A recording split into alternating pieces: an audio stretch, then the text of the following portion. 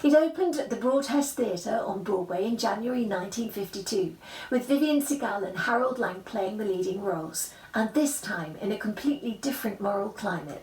12 years after it first opened on Broadway, it was a smash hit. Just talking musicals with you. Hello, my name is Lesley Knight, and welcome to Just Talking Musicals. It struck me when I was researching the shows for this season that I'd chosen two musical productions that hadn't exactly had the easiest of receptions when they first saw the light of day on Broadway. Neither Porgy and Bess nor Pal Joey had plumped for the expected happy ever after formula for a musical show, and both of them had had a bumpy ride to critical acclaim and success. And to top it all, they were born out of the grim economic crisis of the 1930s, which makes you wonder, apart from anything else, how on earth anything made it to the Broadway stage during the Great Depression at all. When Rodgers and Hart's new musical Pal Joey opened at the Ethel Barrymore Theatre at 243 West 47th Street on Broadway on Christmas Day 1940, before one of the most distinguished first night audiences of the season, the audience, according to Richard Rodgers, could be split into two distinct camps. Approximately one half of the first night audience applauded wildly, while the other half sat there in stunned silence. And the thing is, of the critics who liked it, their reviews were glowing. They greeted it like a major advance in the musical theatre. Richard Watts from the New York Herald Tribune was delighted. Brilliant, sardonic and strikingly original, an outstanding triumph, done with such zest and scornful relish that it achieved real power, with Sidney B. Whipple from the New York World Telegram declaring it to be the first musical comedy book in a long time that's been worth the bother. And it most definitely wasn't a flop. It ran, after all, for 374 performances. But the review Lawrence Hart had pinned all his hopes upon was from the man who had described Rodgers and Hart as the masters of their art in 1937. His name was Brooks Atkinson, and one line from his review still stings and sings out of the musical theatre record today. Although Pal Joey is expertly done, can you draw sweet water from a foul well? And then fast forward from that review to 1950, 10 whole years after that fateful opening night at the Ethel Barrymore, and Pal Joey's leading lady Vivian Segal made a recording of the score with singer-dancer Harold Lang for Columbia Records. And would you believe it? It was so popular, it sparked a revival of the show. It opened at the Broadway Theatre on Broadway in January 1952, with Vivian Segal and Harold Lang playing the leading roles, and this time in a completely different moral climate. 12 years after it first opened on Broadway, it was a smash hit.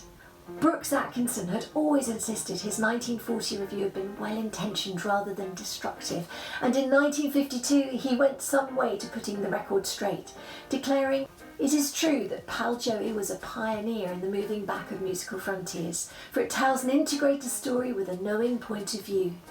Brimming over with good music and fast on its toes, it renews confidence in the professionalism of the theatre." To be honest, despite his protestations, and whilst I for one was really pleased to learn he went some way to put the record straight, you can't help feeling that Brooks Atkinson was doing his best to make things right and apologised for the delivery of his former 1940 humdinger of a review. This time it was the hit Rodgers and Hart had dreamed it would be in 1940, and Vera's stunning song Bewitched, Bothered and Bewildered went straight to #1 in the hit parade. And would you believe Pal Joey went on to become the most successful revival of a musical of all time, running for 542 performances at the Broadway Theatre, and was followed by a 12-city national tour and a host of awards. Sadly, all this came too late for Larry Hart, whose demons had got the better of him in 1943 when he was just 48 years old, tragically dying of pneumonia following a drinking binge. Writing for the New York Times in 1952, Richard Rodgers spoke out for his old writing partner, saying, "Larry Hart knew what John O'Hara knew, that Joey was not disreputable because he was mean, but because he had too much imagination to behave himself, and because he was a little weak. While Joey himself may have been fairly adolescent in his thinking and his morality, the show bearing his name certainly wore long pants, and in many respects forced the entire musical comedy theatre to wear long pants for the first time. We were all pretty proud of this fact 10 years ago, and I can only hope that we will be again. With the 1952 revival hailed not just a financial but a critical success too. It was just a matter of time before Hollywood moved in and made the star-studded film. In 1957, care of Columbia Pictures, Pal Joey was presented to the public with none other than Frank Sinatra as Joey, screen siren Rita Hayworth as Vera, and Kim Novak as the delectable Linda English. Inevitably toned down for the censors, the film still managed to keep some of its original bite, and there's no doubt that Sinatra plays the likeably unlikable Joey to a T. In the years since it first opened, Pal Joey has been successfully revived on both sides of the Atlantic to great acclaim.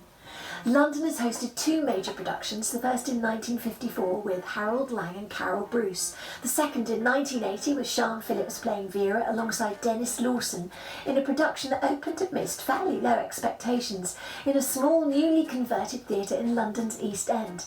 Becoming such a hot ticket, it transferred to the prestigious Albury Theatre in the West End within weeks. On Broadway, after two equally successful revivals, the first in 1963 starring Broadway legend Bob Fosse, the other in 1995 when the wonderful Patti LuPone and Peter Gallagher took Broadway by storm with a staged concert for City Centre encores, the 1995 production was met with glowing reviews from the Wall Street Journal, finally declaring, "Pal Joey must be everybody's favourite musical," and the New York Times unassailably declaring Pal Joey is a treasure, with Rodgers and Hart in peak form. It wasn't until the 1952 revival that Joey was recognised as literature's latest darling, the anti-hero. In 1995, Pal Joey is a treasure. And from the wonderful vantage point that hindsight gives us, you can see that after its decidedly bumpy start, along with the other great musicals, Pal Joey has truly earned its stripes as a milestone in musical theatre. As with all great art, it excited some people and made others very uncomfortable. Its songs, written in a 3-week blaze of inspiration by one of Broadway's most iconic writing partnerships, sound as fresh today as the day they were written, and are hailed as some of the greatest standards ever to take their place in the great American songbook. And back in the 21st century, some 80 years after John O'Hara first breathed life into Pal Joey, it is understandable, I suppose, that not everyone these days is as familiar with the work of Rodgers and Hart as they are with that of Rodgers and Hammerstein.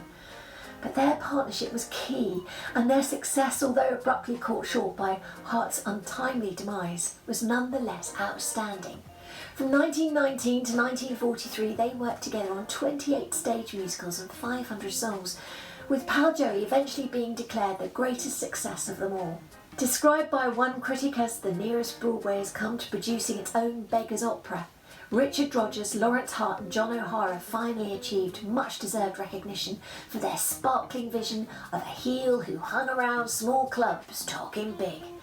And Broadway has quite rightly been saluting them ever since. Right, that's it for today. Over the next 2 episodes, we'll be shining the spotlight on 2 songs from 1940, and one of them might just be one of my all-time favourites from Pal Joey. Thank you for joining us today. I'm Lesley Ann Knight. In the edit suite today is the wonder that is this show's producer and director, Katie Ridout. You can find Just Talking Musicals on Facebook, on our website justtalkingmusicals.com, and we're lurking on Twitter as well under the name of @NightandRidout. Oh yes, and as ever, we'd love it if you press subscribe, and then you'll be the first to know when we post each new episode. See you here again very soon for another instalment of Just Talking Musicals. Just talking musicals, musicals with you. I wonder if it was recording. I'm here. Can't get around the camera.